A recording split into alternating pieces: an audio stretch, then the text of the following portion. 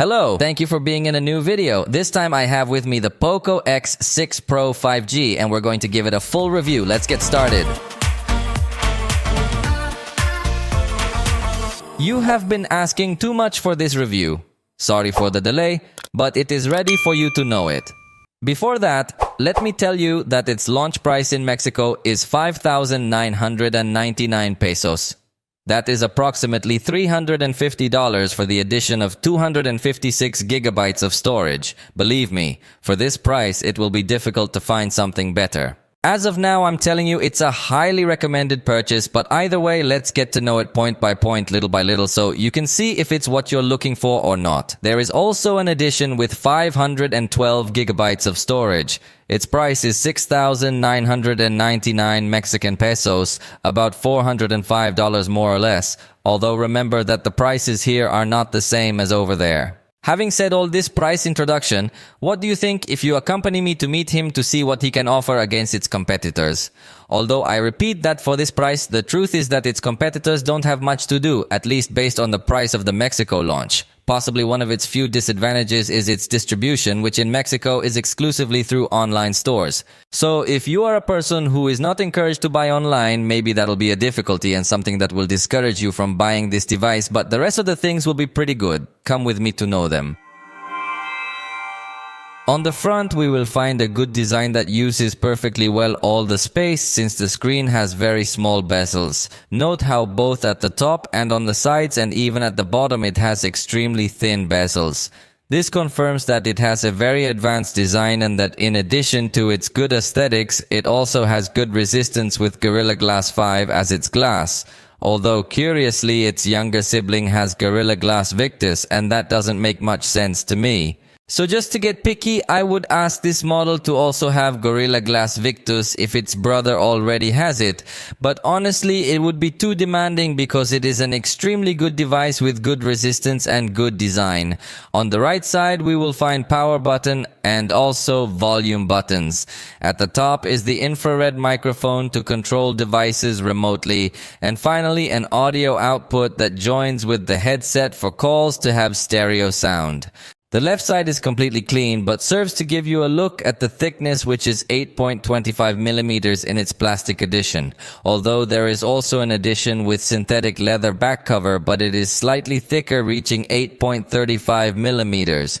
In general, we could say that it is a slim device. At the bottom is placed the tray where we can have 2 nano SIM cards. Be careful because the expansion through micro SD cards is not available. In this bottom part is also placed another microphone, the USB-C port, and finally the main speaker. The back cover is made of plastic with a very reflective and very shiny look. I honestly don't like this finish because it also smudges a lot with handprints, so it's really not a very nice design from my point of view. Although that is always going to vary depending on each person's taste. The good thing is that there is an edition with synthetic leather, although it is not very common to find it. So that would be the recommended option to buy. I have the black color, but it is also available in gray and yellow. And although it is not IP68 certified, it is IP54 certified, which means it is splash resistant, although you can't submerge it. But in this price range, I think it's pretty good to have the splash certification, to have a little bit of assurance that if you accidentally spill water on it, it's not going to get damaged. The screen is spectacular as it has a size of 6.67 inches. In that sense, it is very traditional like all Xiaomi screens. But you should know that it has Flow AMOLED technology compatible with HDR content. In fact, this video we are playing has this option enabled. That's why the brightness is too high that it even dims all around in the camera I'm recording. It's a spectacular screen everywhere you look. Its resolution is higher than Full HD+. That is, it is 1220 by 2712 pixels. Some call that resolution 1.5K. Its ratio is traditional, but thanks to this resolution, the level of detail will be very high. So you can get to notice a lot of sharpness. Even small text will be seen very clearly. It will be quite difficult to appreciate a pixel because it has a very high density. And as you already know, this screen technology allows you to have very intense colors, very high contrast, and also excellent viewing angles. From whichever side you look at the content, it will look great. Although obviously from the front will be where you will find the highest brightness. And while we're on the subject of brightness, it's a very bright screen that when it's displaying HDR content can reach a peak of 1800 nits. Definitely for a device at this price point, the display is a total spectacle. Also, it does feature a high refresh rate reaching up to 120 Hz. And in this case, note that it could also be custom adjustable between 60 or 120 if you want a manual setting. But the default setting is going to adjust this automatically. So you're always going to have a good experience. Honestly, it feels really nice, this refresh rate in conjunction with HyperOS coming a little bit more optimized in all the transitions and animations of the operating system. As I had already told you, the brightness can become quite high, and with respect to the minimum brightness, we will also find something positive so you can use this device even in low light conditions without hurting your eyesight. In fact, it also integrates a reading mode that is very nice because it can go automatically adjusting the tones, or you can access a classic reading mode that you can even customize by adding a paper texture to the screen to feel a much more comfortable reading. So, we really have very good options in this regard to make the display as comfortable as possible. You will also find different color calibration selectors. Honestly, I don't see the need to change much, but if you are one of those users who like to select some other color interpretation, you can do it. Personally, I would stick with the original Color Pro because it looks pretty good. And lastly, the touch sampling rate can go up to 2160 Hz only when you're in games. A feature that can be very useful for the response speed of the screen, and again, it's another strong point. So the screen in all is a strong point because it beats all its rivals very easily.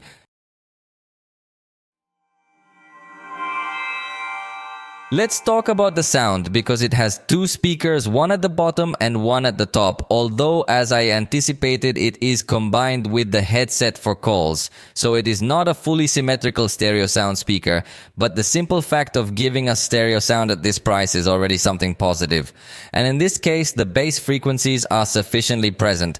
I think that the sound is undoubtedly of good quality, although possibly in this case Motorola devices are good rivals. So speaking specifically about the sound, I think it is not a section where this device sweeps all its rivals, but it is of very good quality. Let's listen to a small test, although remember that it is not the same to listen to it live.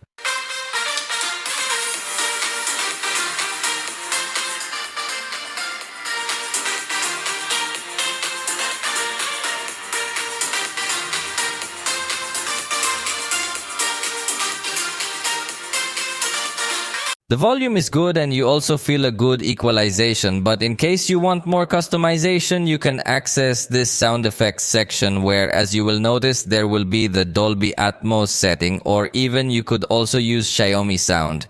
You choose which audio engine you prefer, and also, as I told you, you can select a graphic equalizer with various presets, or also specifically a 10-band equalizer so you can customize your whole experience. So it's an excellent device in the sound section, and just to get picky, we could ask it to have a feature similar to the standalone app sound that Samsung's Galaxies have, which allow you to play the sound of some apps on the cell phone and other apps on some Bluetooth speakers simultaneously. It's a feature that we don't see present here and would love, but it's not that common in the smartphone market. So it would simply be getting too picky, as it is a device that will be very difficult to find weaknesses. Another weak point would be the absence of the headphone jack, which I think in this price range could cost you dearly. So if you want to use wired headphones, it will have to be through the USB-C port with an adapter.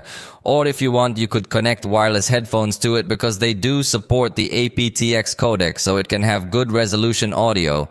It doesn't support the more advanced codecs, but in this price range, no competitor will. So I think it brings good options for audio over Bluetooth. Next, let's listen to a test recorded with the microphones of this device. Estamos probando los micrófonos del Poco X6 Pro 5G, que tiene dos micrófonos para ser exactos. Personally, I get the feeling that the microphones are not that high quality. Possibly in that section they cut a little bit of the budget. Next, I will record a video placing the maximum volume on my sound system to see if the audio becomes saturated in this type of conditions.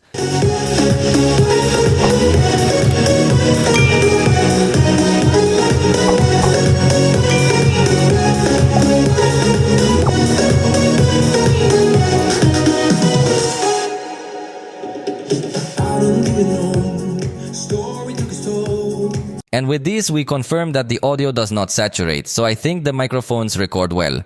Possibly within the voice recorder application is where we do not find so much quality, but if you record it from the camera, we will have a good quality.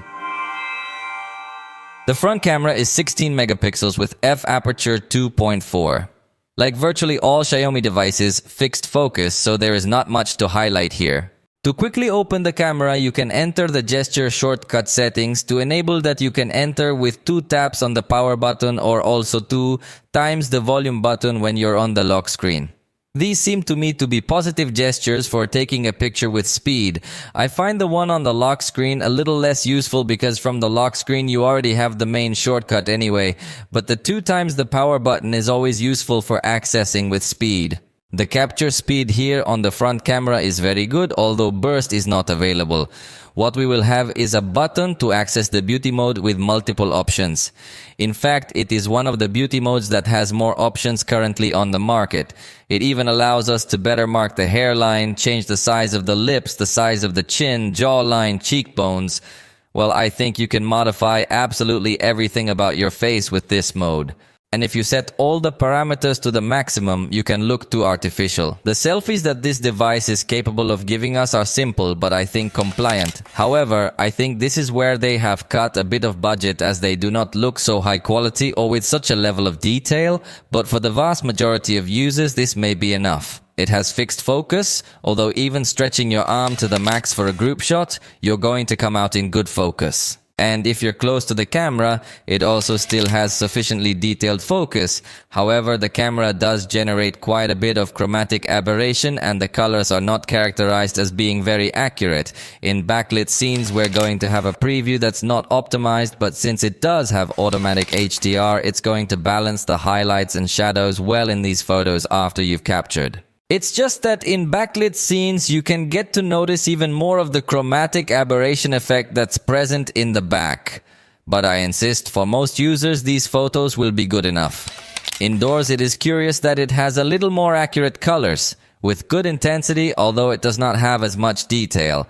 And of course, there is more grain present, especially in darker areas. And at night, if you're near a light source, I think the result is still positive. It's very similar to what we saw also in the daytime, with a little bit of grain in some areas and a sufficient level of detail with colors that can also be considered good. In very tricky situations, mind you, I was surprised at how well it is able to pick up the lighting. It's definitely curious that in these more extreme situations, the camera does perform well above what one would expect, and in the daytime, it's not as impressive. You can use the screen as a flash simulation, although the white balance can be a bit off if you're in an area with a lot of warm light. Also, a bit of noise and graininess will still be present in darker areas. But I insist, it's nothing serious. In fact, if you use the night mode, without the need for flash, we will have a superior result. Very good because it has no noise present, at least not so visible, and still has a good level of detail. So, it is totally recommended to use the night mode on this camera. The result is spectacular, although obviously due to noise reduction some textures might be lost.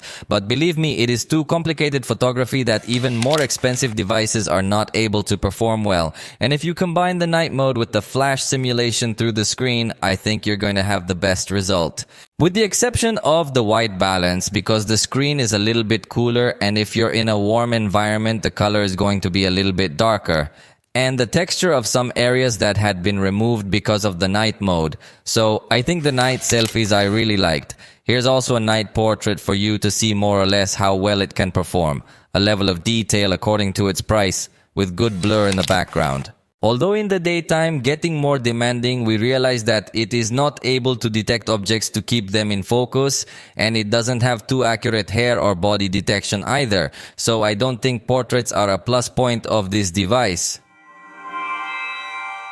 On the back, we will find the 14mm ultra-wide camera of 8 megapixels with f2.2 aperture and fixed focus. Then we have the 24mm camera, considered the main camera, with 64 megapixels, f1.7 aperture, autofocus and optical stabilization. And finally we have the macro camera, which I don't pay much attention to because it's only 2 megapixels with f2.4 aperture, so it's the simplest one. Next, we're going to try to capture number 3 to see how fast this device can capture. We're going to make another attempt and we're going to make a third attempt to be 100% sure, although this last attempt was on number 4. And as you realize, in all attempts, the result of the photograph is even before pressing the shutter. It seems to have a kind of buffer to capture before the moment the photograph, so it could even be a little complex to capture the exact moment.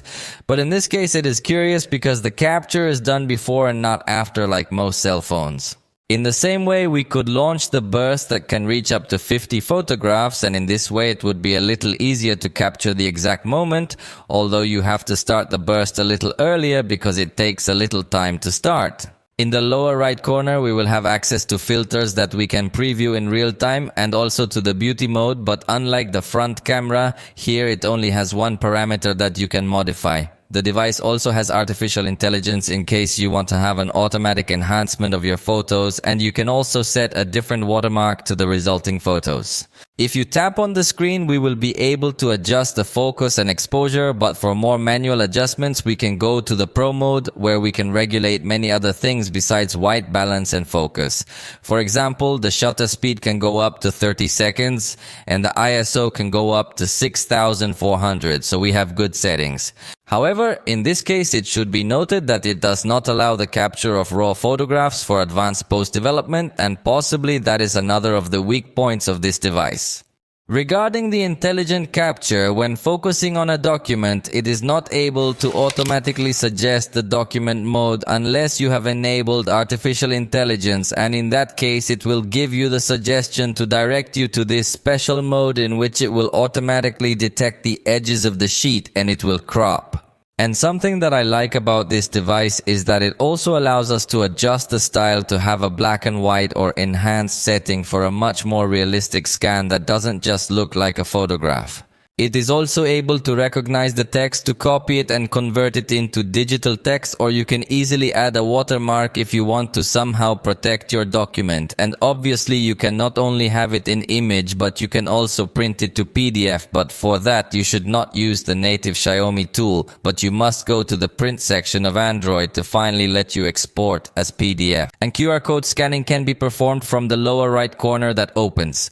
The 64 megapixel camera seems to have a good level of detail. I definitely think that in this case, if you get to distinguish the 64 megapixels from the photograph, because you do see good detail even cropping. So for those who need this kind of tools to reframe your photos, is a good device. The curious thing is that it allows us to take pictures of 64 megapixels even applying the 2x zoom. Although there it is noticeable that it does not have so much detail, and that is obvious because they are artificial pixels. Outdoors, the ultra-wide camera has not very accurate colors. The blue color is too intense. In fact, the very gradient of the sky looks a bit strange. Chromatic aberration and a bit of distortion are also present at the edges of this lens. So it's a simple ultra-wide camera, but you can use it to take wide shots. On the other hand, the main camera has more quality in the lens, although it still has a slightly more saturated color rendition than we would like. However, I think that for the vast majority of users, it will be a camera that can meet their needs. In fact, it is curious because it also offers us a 2x setting where it apparently makes a crop on the sensor, although the manufacturer has not officially communicated if it has this feature. But what we can be clear is that if it gets to take advantage of its high-resolution sensor for zoom photography, the maximum zoom is 10x and it does not look forced, but it does manage to maintain a good level of detail. Action shots with moving scenes come out well defined without any swept objects. This with both the ultra-wide camera and the main camera, so I liked its performance in this aspect. Indoors, the ultra-wide camera can suffer a lot more, so it loses even more noise level, so it is not a recommended camera in this type of conditions where there is not much light.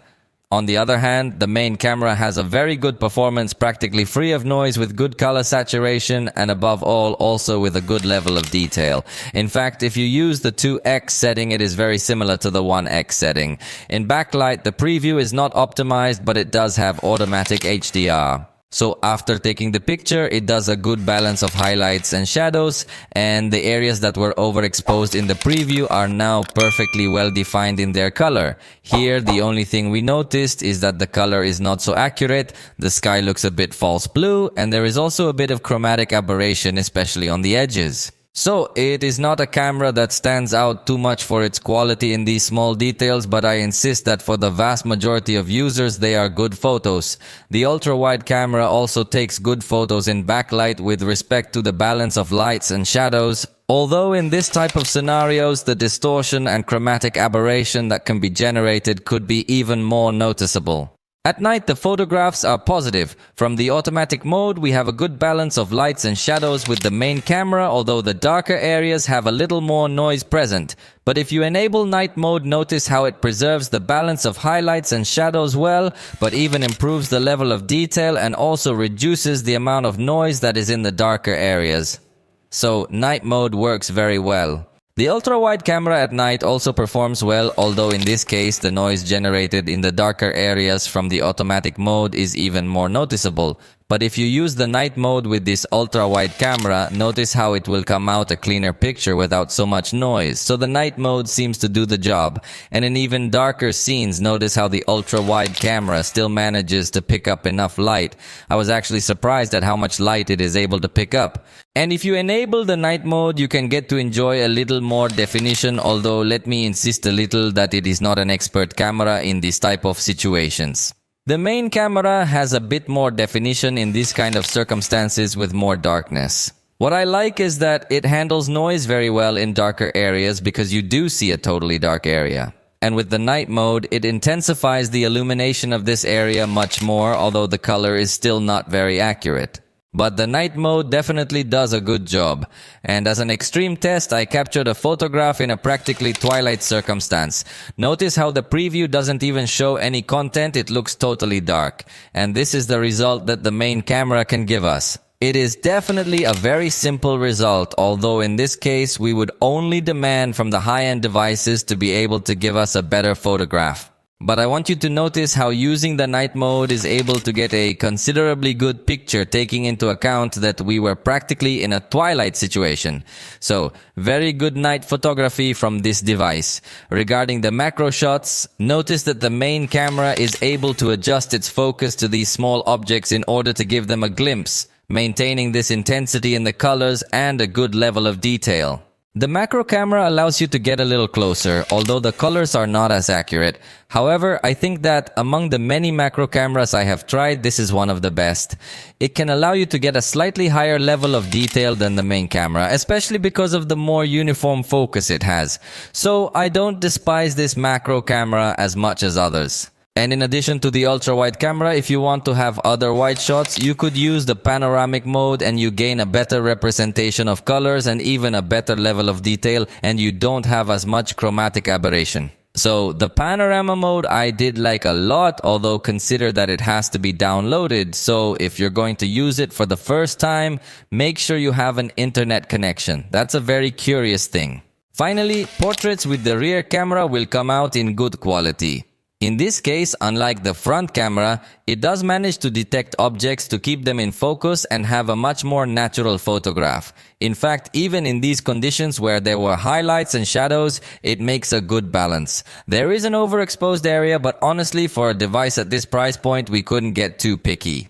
I think the foreground and background detection is good, and therefore I did like this picture. For video recording, the recommended setting will be Full HD at 30 frames per second because that is the setting supported by all lenses, except for the macro camera which never takes it into account. Also, the front camera is going to support this Full HD resolution, but it does not support the 4K camera. The only camera that supports 4K recording is the main camera, and it can go up to 30 frames per second, although you can also switch to a 24 frames per second setting for a slightly more cinematic style. But one thing that catches my eye is that it also features HDR mode in video recording, and that's a rare thing to see.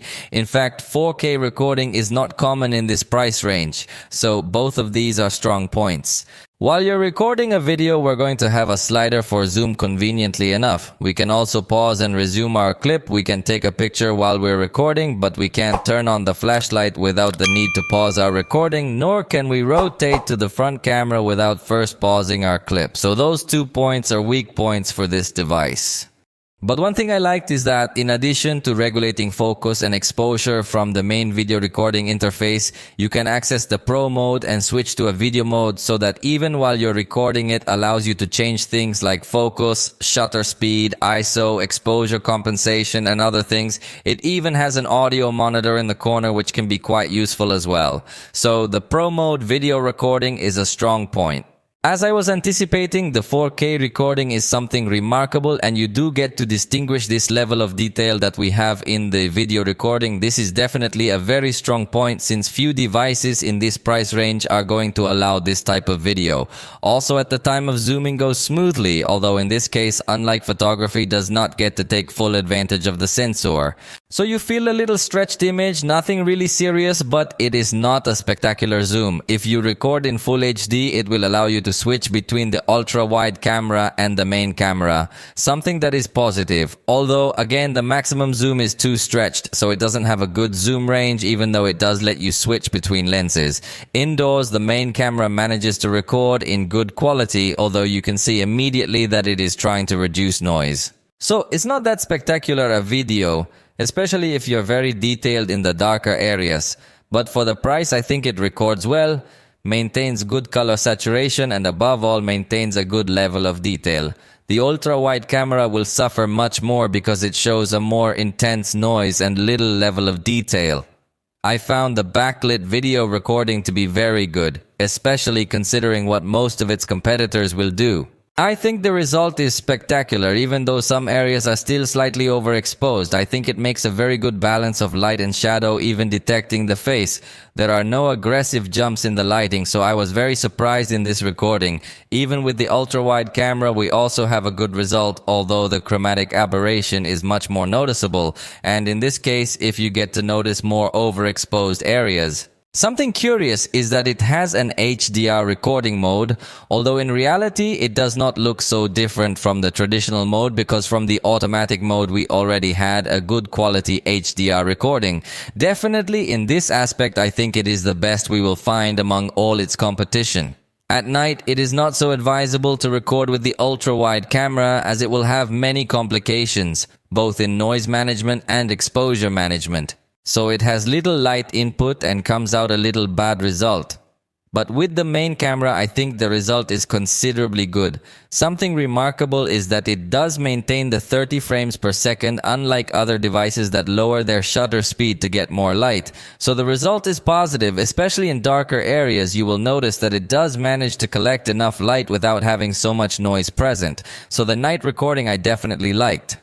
Regarding stabilization, note that in automatic mode, we do have basic digital stabilization, even when recording in 4K. That's a good thing because there are other devices that if you record in 4K don't have stabilization. It's just not enough to go running, only for scenes with more subtle movements. But it does have a higher stabilization mode, although when using this mode, the resolution will be downgraded to Full HD. But with this mode, you can better disguise sudden movements, although it is also noticeable that the focus struggles a lot in these scenes with a lot of action. It would also be a good idea to record with the ultra-wide camera because although the video is in Full HD, if your priority is stabilization, it maintains a slightly better stabilization by having a wider angle. Although you can't use the ultra-wide camera with the super stable mode. Something curious is that it includes a portrait video recording mode, although the result is pretty bad in hair detection above all. You notice a very inaccurate detection, so it is not so recommended to use this mode. I only highlight it because very few devices in the price range are going to give you something like this. But it's definitely very simple. It doesn't change its blur intensity depending on distance, nor is it capable of detecting objects. So don't use it too much because it's going to feel very fake.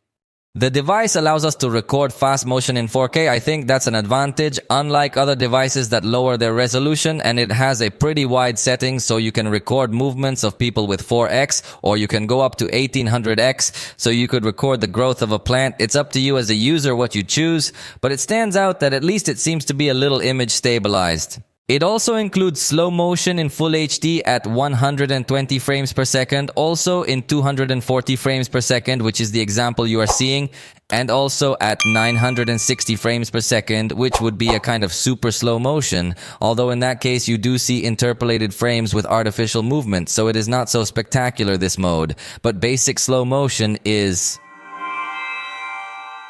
The front camera is not capable of recording in 4K, but fortunately it does carry good stabilization, although that also causes the framing to be a bit closer, so you have to stretch the square more.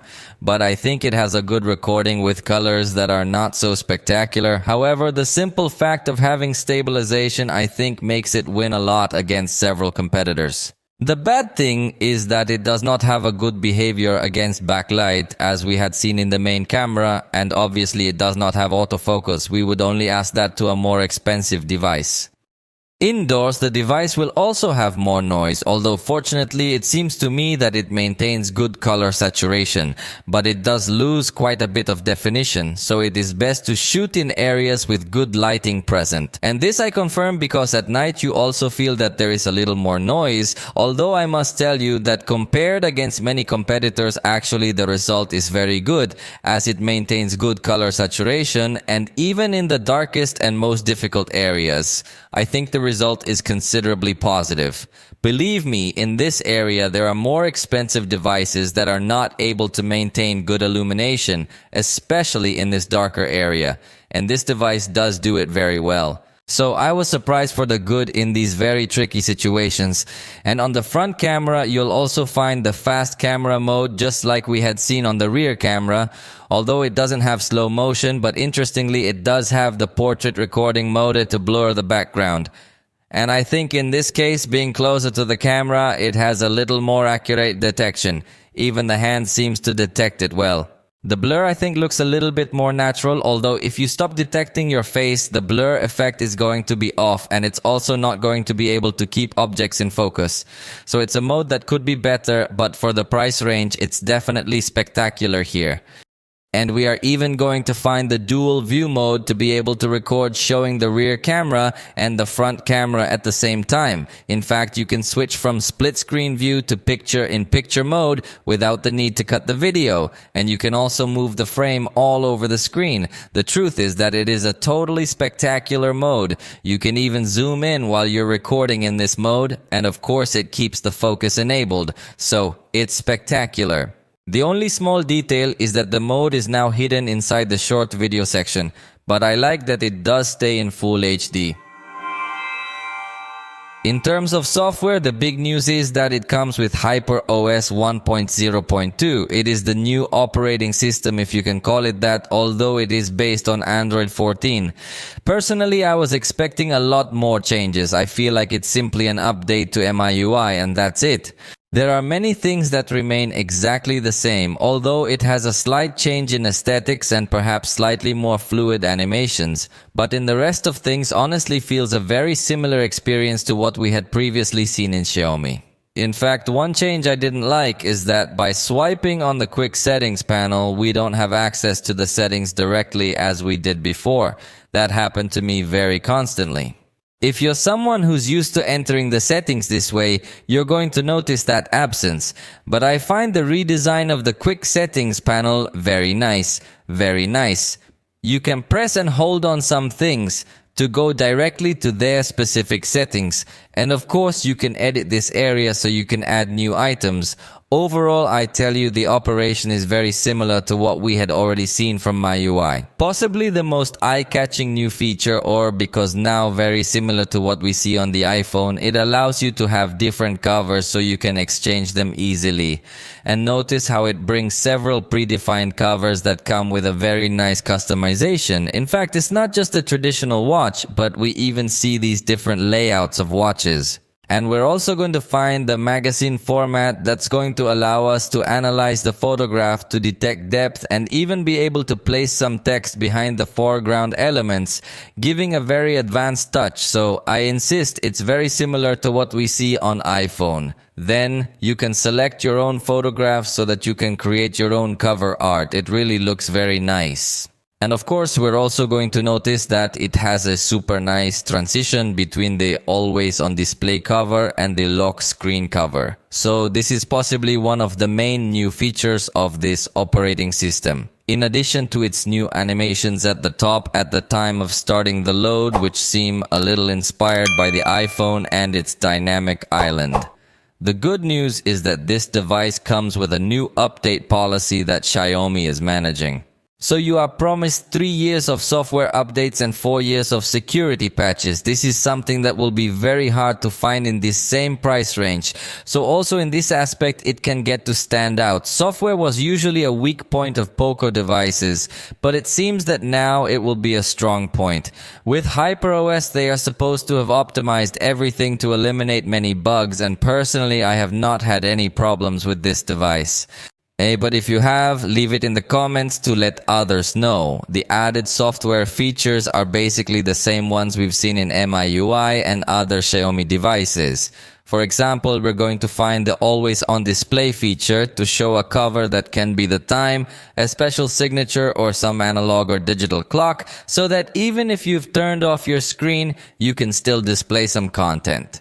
So honestly, there is not something new in this aspect because it is something that we had already seen in other Xiaomi devices, even with exactly the same covers. That's why I don't feel it's a completely redesigned operating system. We will also find the floating windows feature, although curiously in this case, the sidebar comes disabled by default. So you have to turn it on if you want to have this option available to quickly open applications. You can have shortcuts added in this sidebar, and here the only thing to note is that YouTube is not available in this format. And note that it allows you to open 2 applications in this format, but if you want to open a third one, they will be minimized.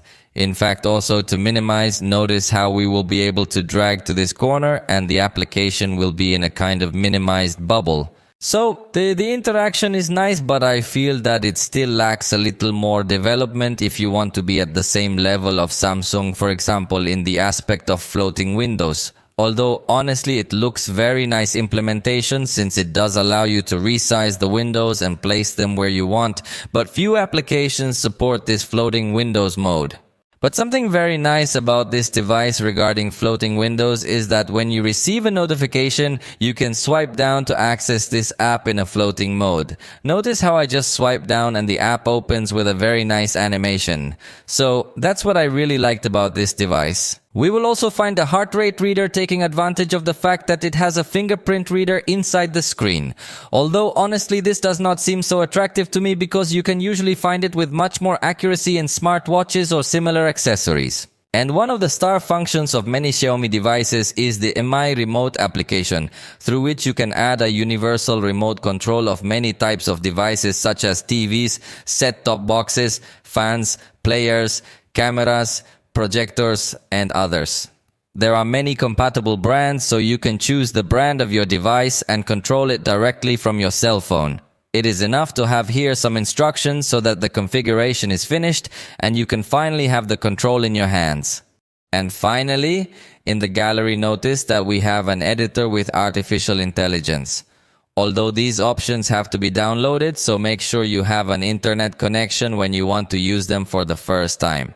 You can change the sky or you can delete objects. Note that the option to delete objects works quite well. Simply select this option and by touching the object, it will detect it intelligently.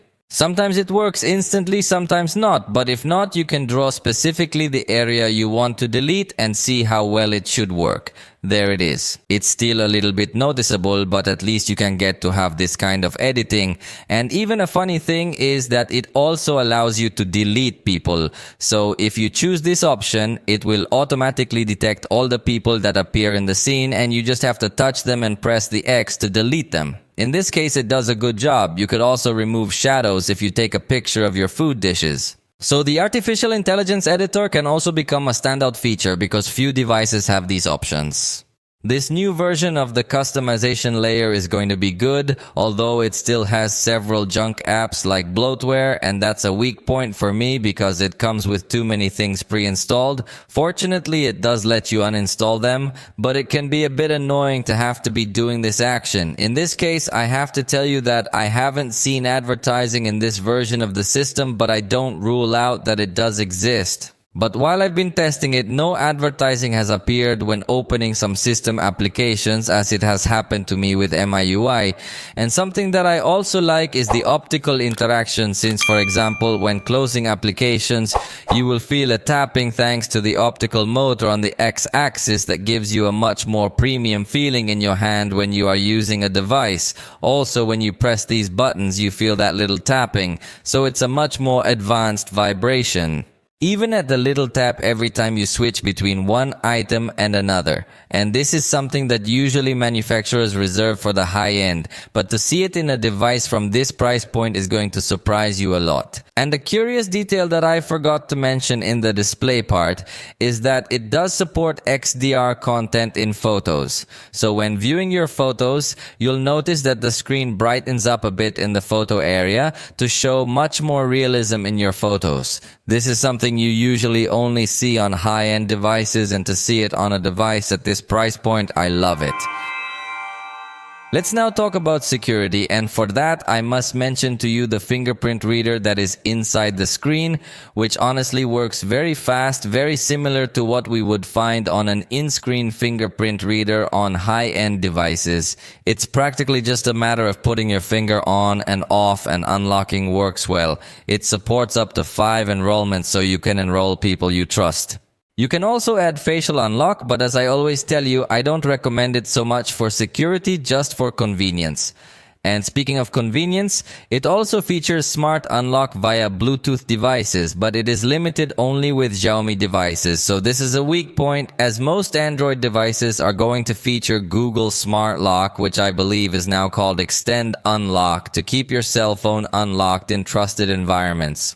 In this case, only if you have any Xiaomi wristband or any Xiaomi watch, you could apply this option to keep it unlocked while connected to these accessories via Bluetooth. So this is clearly a weak point.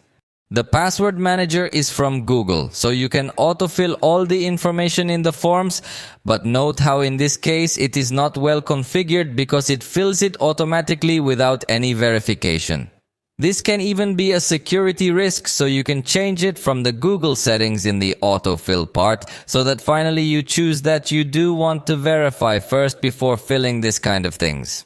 This way, the next time you try to fill out a form, you will have to authenticate with your fingerprint first. Within the file manager, we will also find a private files section, which on other devices might come to be known as a secure folder. Only in this case it comes much more hidden, since the application has been updated in this version of HyperOS. To enter, you simply have to swipe down, and in this case it will open this section of private files where you can safeguard any type of content.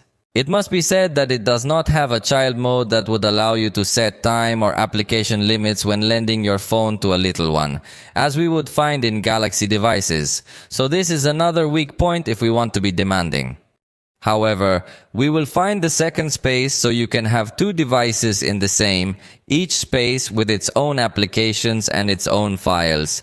And within the security application, we also have more privacy options. For example, we can access an app lock. Although now things are a bit more hidden and you have to scroll again to reveal all these options, it seems a bit strange to me.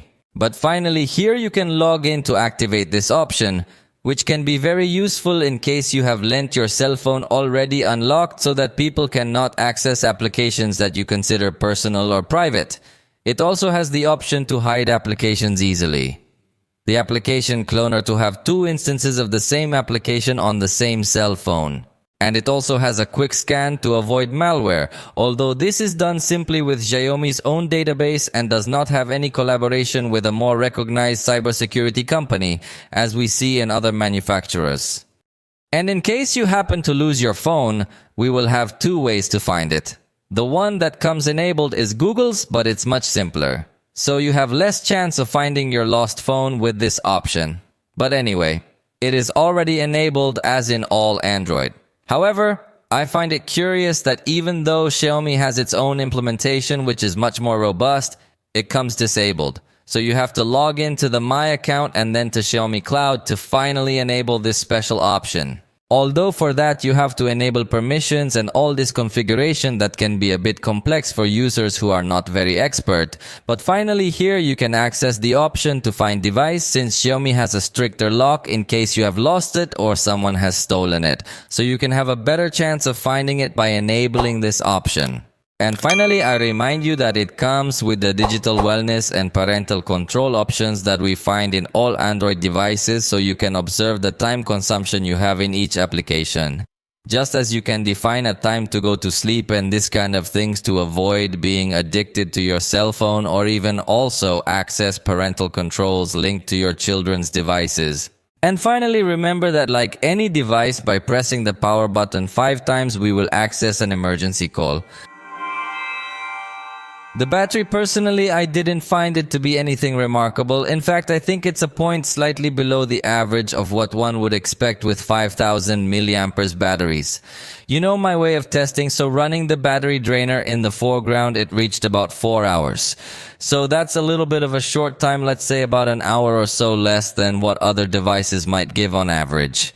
And running the drainer in the background while in the foreground playing YouTube videos, it went up by only half an hour, so it seems that it doesn't have a very good management of the applications running in the background either.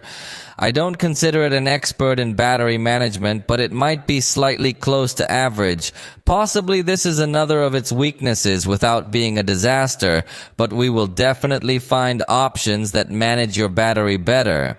Fortunately, also in manual mode, you could choose a battery saver option so you can have a little more battery life, or you could enter the ultra saver mode that will restrict you a lot more things, although this is more focused on some emergency occasion. So with this saving, you could extend much more the time of this device, but I insist that the battery is not going to be very remarkable. Fortunately, what does stand out is its charger because it is 67 watts and it does come included in the box. At this price, I think it will be the fastest charge we have seen. In 15 minutes, it recovered 45%. In 30 minutes, it got up to 78%. And the full charge was completed in only 48 minutes. A time we normally only see in more expensive devices. That's why it really stands out to have it present in this device of this price. And fortunately, it also brings battery protection options. As you can see in this case, it can show us the temperature at which the battery is and also how many times you have charged it today. It does not show us as such the wear and tear that the battery has suffered as other manufacturers do, but it allows us to at least have a night charging protection so that in case you leave it charging all night, it charges much slower. I would have also liked to see a specific charging lock option, but it is not available here. So on the battery, I think the only thing of note is the charging speed. In all other things, I think it's about average. Let's move on to connectivity, where again we'll find strengths. For starters, it supports 5G networks, so we will have here a very good connectivity experience, and also through software allows you to select which applications if they will be able to connect to the internet using your mobile data. And that is always very important, so you do not get bad surprises in your consumption of your data plan. You can perfectly tell it which applications you want to connect only through Wi-Fi. And speaking of Wi-Fi, this device, if it brings support for Wi-Fi network 6, therefore supports good download speed as long as you have a compatible router and a good internet provider, and also has Bluetooth 5.4, something that is totally positive to handle your accessories with good stability. In fact, it is also going to offer us the NFC chip to be able to make mobile payments with our cell phone using Google Wallet by simply approaching it to banking terminals after having configured it, or you can also approach some speakers or similar accessories to link. So it has good options because this NFC chip is uncommon in the range, so it is another strong point.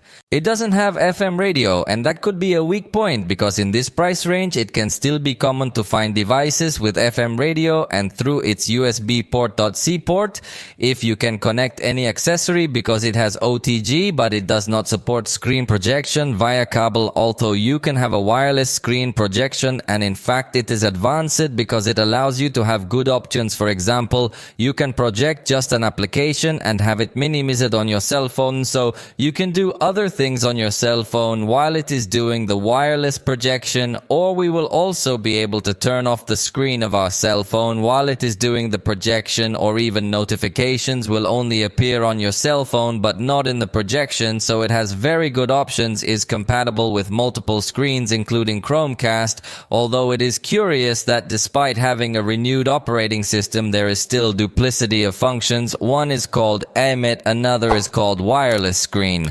Then the truth is that it is very strange, this duplicity, and of course it does include Android Auto, so you can connect to the screen of your car both wired and wirelessly. And regarding the sensors, there is good news because it has geomagnetic field sensor, which is uncommon in this price range, also has gyroscope light sensor, but the proximity sensor is virtual, so it cannot be enabled, so easy necessarily must be near the ear. Such proximity sensors could cause certain inconveniences in calls or when listening to WhatsApp audios, then it could become annoying, although it is something more or less common in the price range to have this type of sensors. So it is not something so bad compared to its competitors, but if you could find others with physical proximity sensor. Let's talk about the ecosystem, and you know that in this case Xiaomi is an expert in terms of number of devices, as it will offer not only tablet, bracelet, watch or headphones, which is what other manufacturers generally offer, but also offers TVs, pet accessories, home accessories, and accessories of all kinds that you can connect through your Xiaomi home application. Then if we will offer a very extensive ecosystem, but it is curious that in this case the application manager of all devices does not come pre-installed.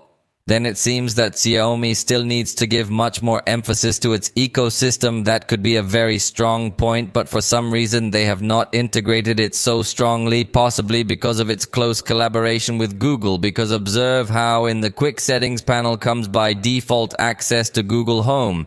That will be the default application to control your smart devices. However, if you can install a Xiaomi Home from Play Store, if you want to access other connected devices, as I say, Xiaomi has a huge catalog of many devices that you can connect, but not necessarily have the best interaction with each other. Fortunately, has a technology called MyShare, so you can share files between multiple devices of the same brand. But again, due to the close collaboration with Google, seems to have given priority now to use Quick Share, which is the default button that comes compatible with other Android devices. This will allow you to exchange images or any other file wirelessly easily, even also with laptops if you install Quick Share on them. And it also has Google Fast Pair, so that in wireless headphones compatible with this protocol can also be easily detected, as you realize at this time that our Motorola headphones but also have Google Fast Pair to link easily. Obviously, the Xiaomi headphones also bring their own protocol to connect in this simple way. And with respect to cloud storage, Xiaomi does not have its own cloud but depends on Google Photos, so you can sync directly from the gallery so that all your photos are backed up, although obviously you must pay some subscription if you want more storage. Let's talk about performance, because this device has the MediaTek Dimensity 8300 Ultra processor, a special edition processor that is quite advanced, dedicated to the high end, and so again it stands out to see it in a device of this price. It is an extremely fast processor, not only for simple applications but also for complex applications, video editing and more. It took 2.4 seconds on average to open each of these applications. That is a very good number that we usually only see in devices in the premium range. Then it is confirmed that this device will be an expert in performance, a tremendous device that will not disappoint you at all. In fact, in this price range, all its competitors will offer you a much simpler processor. So this is another of its strengths. The performance is really going to be very remarkable, and see how in conjunction with its 8 or 12 gigabytes of RAM, depending on the version you buy, will work quite well. In fact, also virtually allows you to add another 8 gigabytes, but I think it will not be so necessary. You yourself are seeing that it has excellent management of all its resources, so we do not see reboots in applications and see a highly fluid performance. We are going to enter some applications to go scrolling, and you yourself see how the device does not freeze at any time, does not seem to have any stumbling when loading all this content. Sincerely, that is a spectacular cell phone for those looking for the maximum possible performance in all applications. Let's do our traditional test of exporting videos in full HD recorded with this device. The total duration of these videos together is 1 minute, although they have been previously compressed by the cell phone. It already took about 13 seconds. Although I repeat that the cell phone compressed them, that is why the time is so spectacular. So in this case, there is something complex in this editor specifically that is one of the most popular. The device does not have the ability to edit video in 4K, even though it can record in 4K. So this could be a weak point, although probably later they will optimize this editor to be better compatible with this processor. For the moment, it does not seem to have very good editing possibilities, more due to compatibility than power, because it has plenty of power, but apparently some editors are not yet so optimized, and the storage will obviously also be another one of its strongest points. In this case, I have the edition with 512 gigabytes that also comes with 12 gigabytes of RAM, and not only is it a very large storage, because there are other devices that are also offering you a good storage, but it is a slow storage. In this case is UFS 4.0, so it offers us a lot of read and write speed. That was also confirmed when you are handling this device, installing games, and even when you are opening all the applications, you immediately notice that the device is extremely fast.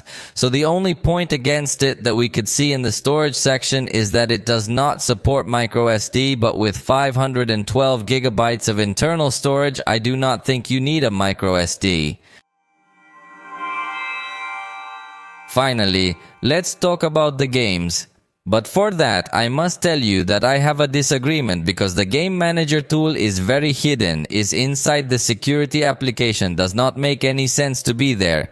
But it is also hidden within this application, because you need to make a second scroll up to reveal all the functions and finally access Game Turbo, which then renames to Game Space. Then I did not notice a real optimization in HyperOS if I keep seeing this kind of inconsistencies in the system. However, this tool is quite useful because it not only allows you to have a collection of your games and take a look at your resource consumption, but also allows you to select a profile, whether you want a very high performance profile or a lower battery consumption profile, so you can have longer games. In fact, it will also allow you to have a pro mode in the touch response to increase this sensitivity and obviously notice a more agile response. This you must enable it from the settings if you want to enjoy it fully.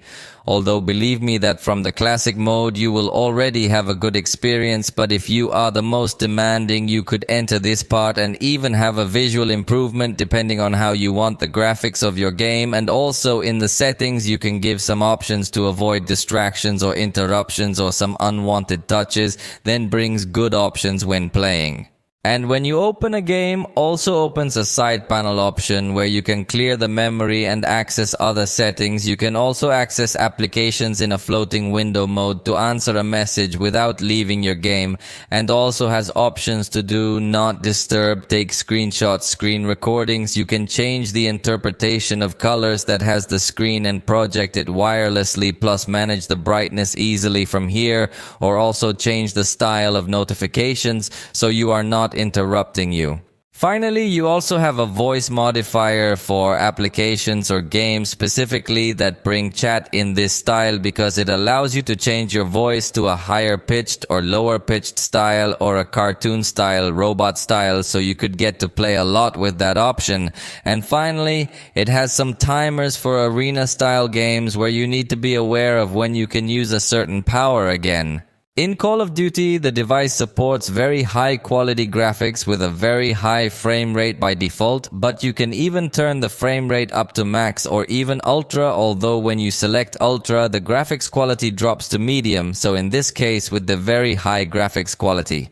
Fortunately, it does support all graphics effects, which is remarkable because it shows the evolution of MediaTek processors, which many people still despise. But notice how it even supports several experimental functions, so it has excellent graphics support despite not being a Snapdragon processor. On the other hand, if you select the ultra setting with the medium quality, several graphic effects are still present, so it still has a good quality. There is no doubt. First, we test Call of Duty at the maximum rate, and we see a very good thing because we practically have the same graphics configuration as the Snapdragon 8. Then in this price range, it's brutal to have this performance. Reminds me a lot of the little X3 Pro at the time. So we could say that it is a worthy successor at last of this type of devices that many users loved. So the experience when playing with it is going to be extremely good. Not that it has a totally smooth experience. Obviously, yes, it will have a few drops of frames, but nothing really serious then. For this price, I doubt very much that you are going to find a better option to play. Generally, POCO devices usually stand out a lot in this aspect, and this will be no exception. Is an excellent performance that is achieved with it. Even selecting the ultra rate, we will also have something surprising in itself, already surprising that at this price you can have this type of graphics compatibility. And in this case, if you get to notice, the 90 frames per second is confirmed that we do have a very good fluidity, good stability, and even recording. The screen maintains good performance, although yes, you can get to notice a few hitches and loss of frames, but really record, your gameplays will be totally positive. Just a reminder that in our test goes separately monitoring and recording, so you have a reference to the graph you see on screen. Stability is without recording the screen, but even recording still maintains a good experience. The temperature, yes, it was taking into account the screen recording, and yes, it came to notice a little heating, nothing really serious, but yes, it is a device that could heat up a little bit, although it is natural due to all the graphic settings that we selected simply here. It should be noted that after recording the screen, we played another 3 minutes and the temperature did come down to 41.3 degrees Celsius. So I think the heating could be generated by the screen recording. If you do not record screen, you could have a gameplay still a little cooler. In the Legends game, we changed the automatic setting to an ultra setting at 60 frames per second, which is totally unfair for a device of this price. But having such a beast of a processor, we had to test how it did with this setting, and we noticed really good performance. At the moment, at 120 frames, it did have a little less stability, but after a while, like many other devices, it was limited to 60 frames per second, which in fact was the setting we had set just that. For some reason, this game usually goes up to more than 60 on some devices. Then we have a very good gameplay. Obviously, you don't notice so much stability due to the limit that was set, but yes, it is a processor capable of giving you super smooth gameplay, very good graphics and all this. Although the temperature did come again to be a little higher than we would have liked, but if you want to play a little cooler, obviously you could select a less demanding graphics setting. In SpongeBob, by default, it has medium resolution and medium quality as well, but to be exaggerated, we set both to epic at 60 frames per second. This is an extremely complex test, but I must tell you that the experience was extremely good. A lot of fluidity, a lot of stability, although in this case at the time of recording the screen, yes, we can get to notice that the performance drops considerably much more frame. Drops are noticed, but without recording, the screen performance is really very good. Then this type of content that are much more complex, yes, it could be complicated by recording the screen at the same time. Therefore, it would not be so advisable to do this, or on the other hand, you could adjust the graphic quality not as high as we put it. In this case, I remind you that we selected a graphic quality that we could only demand to high-end devices, but since the processor was surprising us so much, we wanted to put these tests. And the truth is that it did surprise that at this price we have this kind of performance. It is also worth noting that this specific area of the game is quite complex for many other devices as well, so just a reminder that it is not such a good idea to record screen while you have very high graphics quality, but you could play with very high graphics qualities without recording screen. Finally, in Genshin Impact by default we have medium quality, but we were able to go up to very high quality, up to 60 frames per second, even with very high blurring for the extreme test. And with this we simply confirm that in gaming this device has no rival. We have a very powerful processor in this price range, the performance was supreme, a lot of stability, perfectly reached 60 frames per second, although we do see a little heating, but it really is not something very serious. With a few short pauses, you will get the device to cool well, or even if you go to less demanding areas of the game, or you get to do some other actions or navigate in the menu. In this case, we managed to lower it to 41 degrees. Simply putting to cook some food within this same game then definitely seems to have a good cooling, is also simply spectacular that in this price range we have this performance that usually we would only see in devices that can easily reach 3 or 4 times the cost of this cell phone. So as a conclusion, as I told you from the beginning, is a fully recommended purchase. There are very few things that we can criticize. In general, is a highly attractive device in each of its points.